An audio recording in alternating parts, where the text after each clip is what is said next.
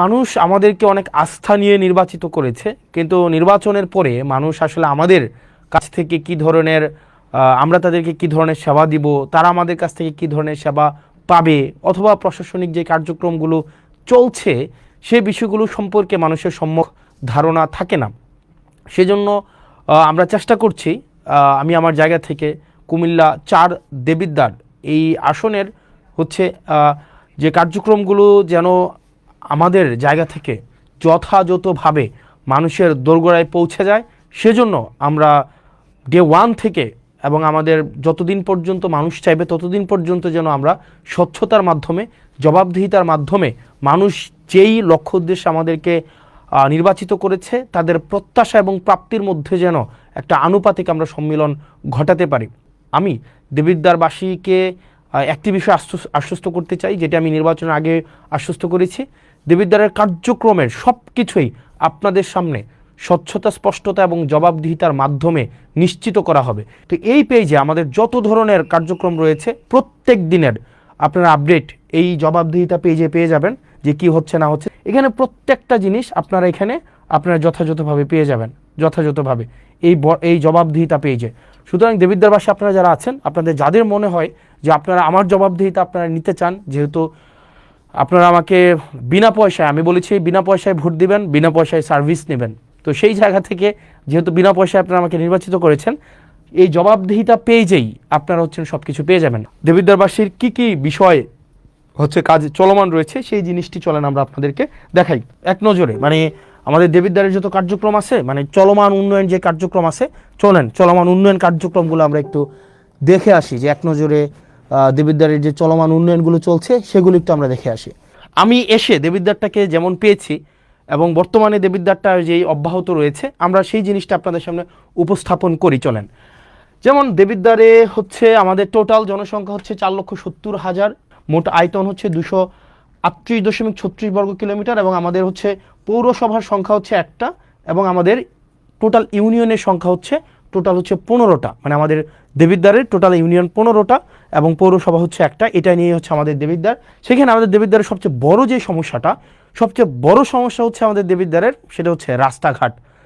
আমাদের দেবিদ্বারে যদি কেউ গিয়ে থাকেন এই 15টা ইউনিয়নে এবং একটা পৌরসভায়, আমাদের দেবিদ্বারের মাইক্রো ইকোনমিটা অনেক ভালো, যেহেতু মানুষ বিদেশে থাকে, শিক্ষার হার ভালো, যেহেতু চাকরি বাকরি করে, কিন্তু আমাদের রাস্তাঘাটের অবস্থা ভয়াবহ রকমের খারাপ। চলেন বর্তমানে কি কি কাজ আমরা চলমান রেখেছি এবং এই কাজগুলো কে করছে, এতদিন কিন্তু আমরা জানতাম না।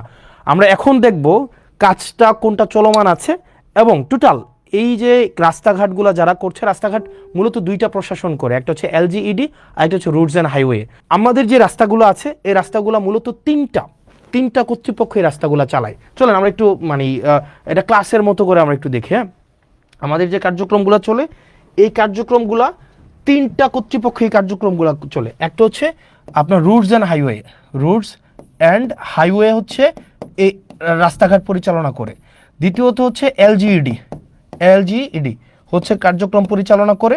আরেকটা PIO। এই তিনজন আপনার এলাকার যত কার্যক্রম আছে, রাস্তাঘাট উন্নয়নের কার্যক্রম তারা পরিচালনা করেন। এবার চলেন রুটস অ্যান্ড হাইওয়ে এই কার্যক্রমগুলা কারা পরিচালনা করে, কোন কার্যক্রম? রুটস অ্যান্ড হাইওয়ে আমাদের দেবিদ্বারের টোটাল 3টা রাস্তা তারা কাজ করবে, 3টার বেশি একটাও না। রুটস অ্যান্ড হাইওয়ের আন্ডারে আছে 3টা রাস্তা। 1 নম্বর রাস্তা যেটা আপনার আপনার কুমিল্লা সিলেট যে মহাসড়কটা, এটা রুটস অ্যান্ড হাইওয়ের আন্ডারে, এবং এটার কাজ চলমান আছে, এটা আপনারা জানেন। ইতিমধ্যে আমাদের পৌরসভার কাজটা সম্পন্ন হয়েছে, এবং ফুলগাছতলা কাজ আমাদের শুরু হবে ঈদের পর থেকে, এবং যেটা ভিংলাবাড়ির কার্যক্রম ইতিমধ্যে পরিচালনা হয়েছে।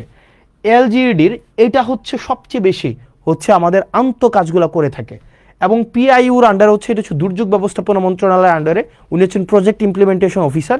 উনার কাজ যেখানে রাস্তা নাই ওই রাস্তাগুলো এই PIU করবে। যেখানে রাস্তা নাই উনি আগে রাস্তা তৈরি করবে, এরপরে এই রাস্তাটা যদি ধরেন আপনার কিভাবে হয়, সোলিং দেওয়া হয়, ইটের সোলিং, এই রাস্তাটা অনেক দিন ধরে যখন একটা পর্যায়ে আসে তখন সেটা আইডিভুক্ত হওয়ার পরে সেটা LGEDতে যায়, বুঝেছেন? তার আপনার এলাকার যত রাস্তাঘাট আছে মূলত 3টা কর্তৃপক্ষ এই রাস্তাঘাটগুলো করে। একটা রুটস অ্যান্ড হাইওয়ে, একটা হচ্ছে এলজিইডি, একটা হচ্ছে পিআইও।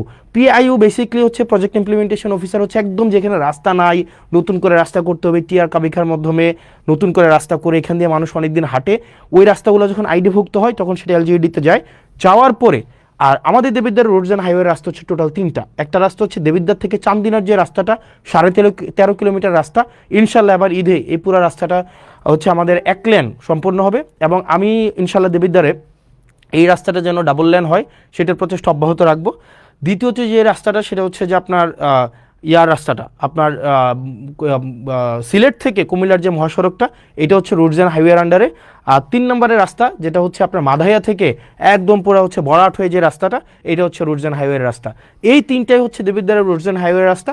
আর বাকি যত রাস্তা আছে সেটা হচ্ছে এলজিইডি অথবা হচ্ছে প্রজেক্ট ইমপ্লিমেন্টেশন অফিসারের আন্ডারে।